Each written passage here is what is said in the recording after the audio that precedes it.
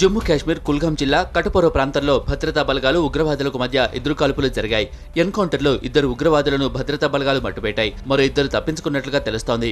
Encounter జరిగిన ప్రాంతం మొత్తాన్ని ఆధీనంలోకి తీసుకున్న బలగాలు ఉగ్రవాదులను ఏరిపారేసేందుకు జల్లెడ పడుతున్నారు.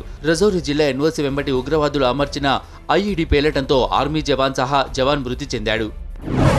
అగ్రవర్ణ పేదలకు 10% రిజర్వేషన్లను కల్పిస్తూ కేంద్ర ప్రభుత్వం తీసుకొచ్చిన బిల్లుకు ఆమోదం తెలిపారు రాష్ట్రపతి రామ్నాథ్ కోవింద్.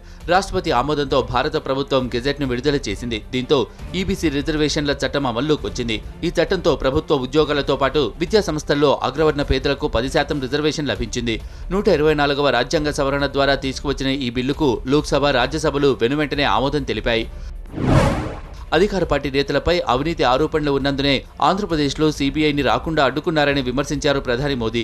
ఏపీతో పాటు బెంగాల్, ఛత్తీస్గఢ్ రాష్ట్రాల్లో సీబీఐని నిరాకరిస్తూ రాష్ట్ర ప్రభుత్వాలు తీసుకున్న నిర్ణయాన్ని తప్పుపట్టారు. గుజరాత్ సీఎంగా ఉన్న సమయంలో ఏ తప్పు చేయనందునే చట్టాన్ని గౌరవించి సీబీఐ విచారణను ఎదుర్కొన్నామని గుర్తు చేశారు మోదీ. ఢిల్లీలో నిర్వహించిన బీజేపీ జాతీయ కౌన్సిల్ సమావేశాల్లో మోదీ ప్రసంగించారు.